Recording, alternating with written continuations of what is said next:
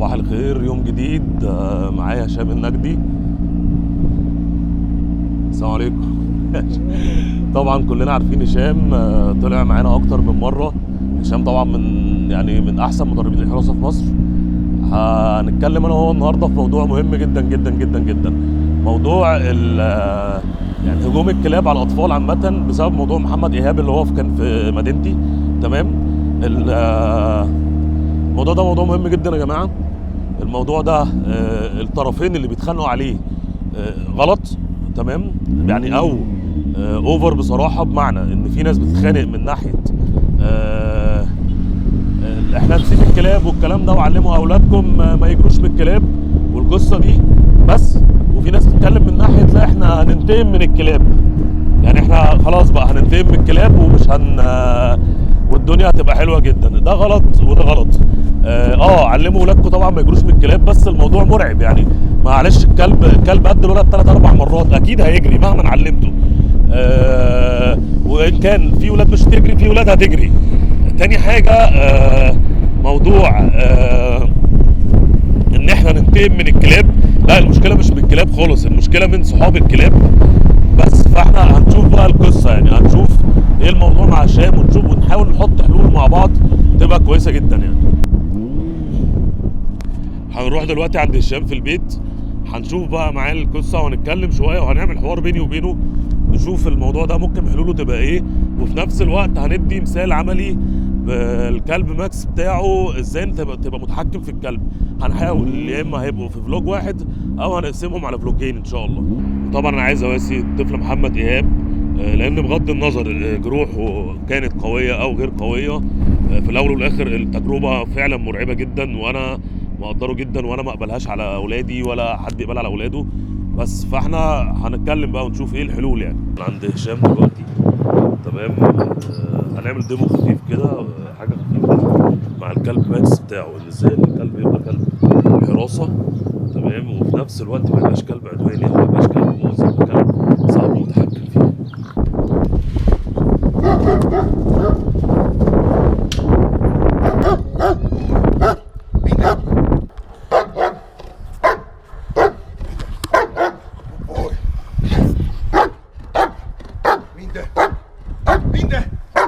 الدنيا هديت، كلب حراسه لطيف جدا جدا جدا، بيألارم صاحبه، شكله يرعب اللي قدامه.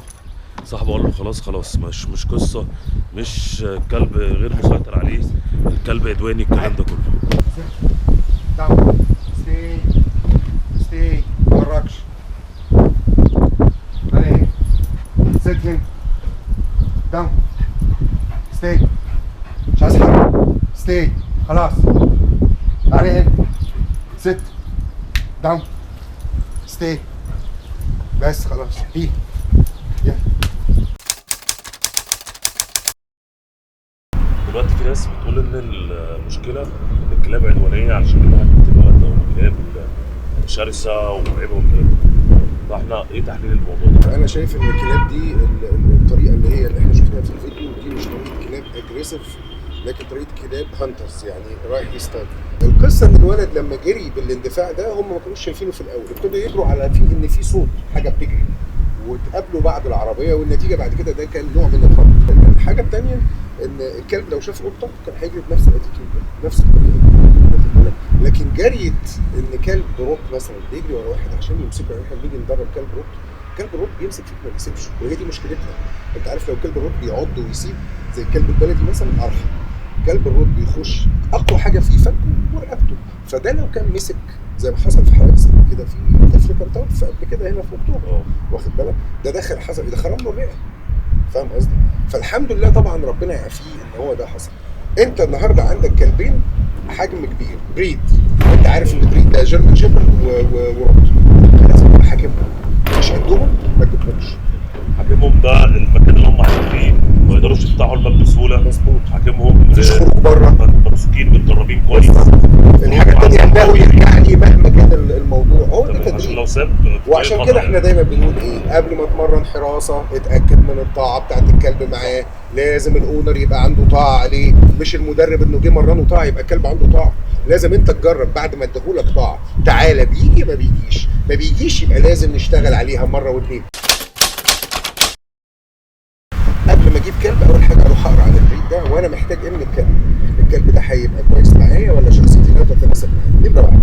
نمره اثنين، مفيش حاجه اسمها كلب يخرج من غير ليش، حتى لو هو كلب يا سيدي طاعته رهيبه الليش هتضايقك في ايه؟ في الا في الاماكن المخصصه. الحاجه الثانيه في الاخر الليش دي وسيله لحاله ان الحيوان فقد سيطره تسيطر عليه بيها. الحاجه الثانيه قصه الطوق والخناقه والسداد.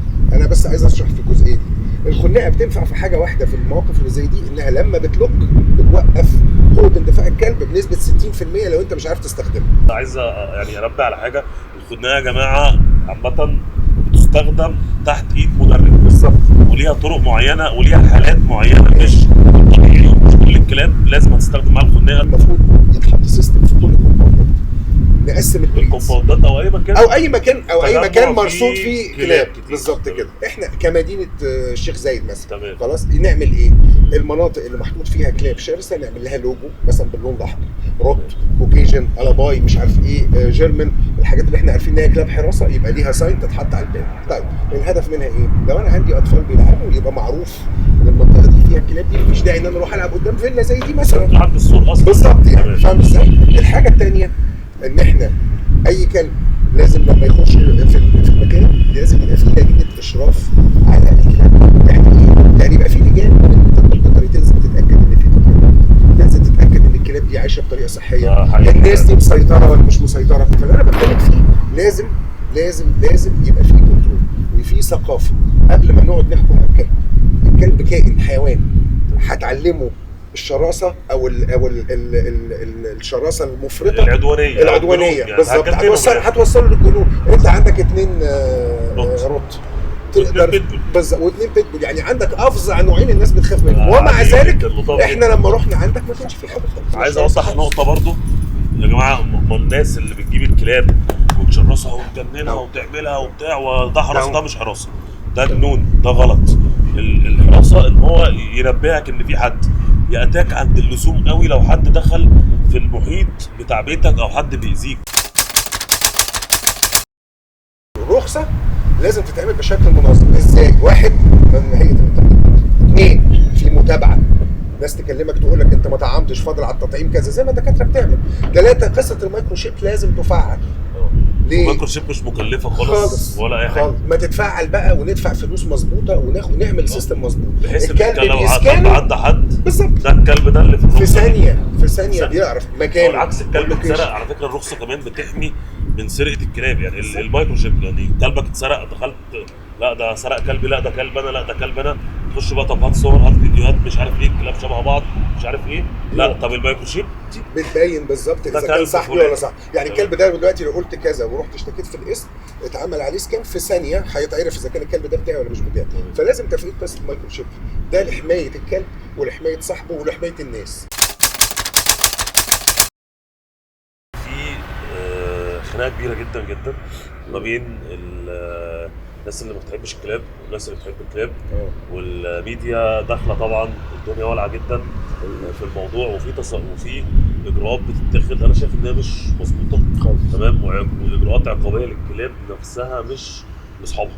ده قمر. يعني ايه؟ انا دلوقتي لما انا كلبي مثلا، انا دلوقتي كلبي متطعم، لو جبت لك فوق الشهادات بتاعته هتلاقي كل حاجه تمام. طيب رحت الوحده الصحيه مش موجود رخصه، هل يجي بعد كده من حقك انك انت تقول لي الكلب ده مش الرخصه مش متعلقه فيه فانا هاخده واحطه في العربيه ويروح يترمي في الحجر الصحي؟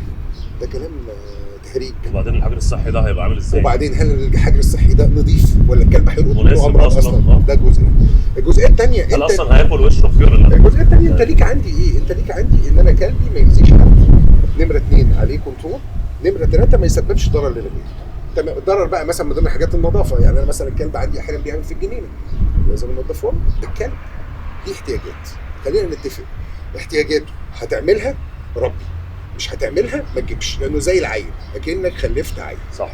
بس احنا بقى عندنا جزئيه مهمه قوي، لازم نقرا ونفهم انا عايز ايه. انا راجل مسن ما اروحش اجيب كلب كوكيجن اقعده معايا، لا اروح اجيب كلب صغير لو انا مجهودي صغير. واحد عنده القلب ما اروحش اجيب له كلب دوبرمان اقول له ربيه معاك، لا واحد قاعد في مزرعه لوحده، لا هات جيرمان شيبرد عشان يحرسك ويعمل النقطه بقى. لازم اقعد اقرا كويس، لازم يا جماعه الناس تبطلوا تاخدوا الكلام من بق الناس، حتى احنا اقروا ورانا، ممكن نغلط، ممكن اقروا وذاكروا ودوروا. والانترنت دلوقتي ما كل حاجه لحد، كل حاجه. في كتب على فكره للكلاب والكلام في ده، كتب للكلاب، وفي فيديوهات، وفي شرح للبريدز، وفي طرق للتدريب، وفي حاجات كتيره قوي الواحد لجأ لها قبل ما يبقى في حد زي كابتن محمد عزت والناس دي اللي ابتدت دلوقتي ترفع مستوى التدريب والكلام ده في مصر.